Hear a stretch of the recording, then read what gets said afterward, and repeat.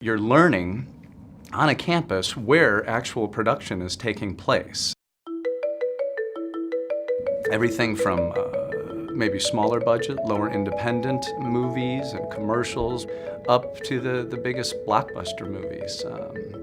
If it be, The Dark Knight Rises, Inception. Chris Nolan's a big fan of the studio here.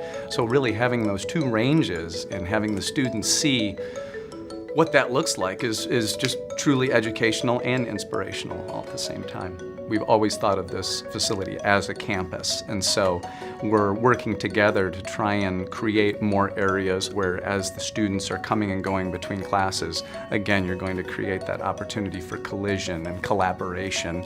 And again, it's an independent lot, so you don't really feel swallowed up like you might on a major studio lot where there's thousands and thousands of people. You have the opportunity here to get a little bit closer to the action, so to speak, but then being able to look down out of your window and say, well, there you go, that's what a 12K looks like.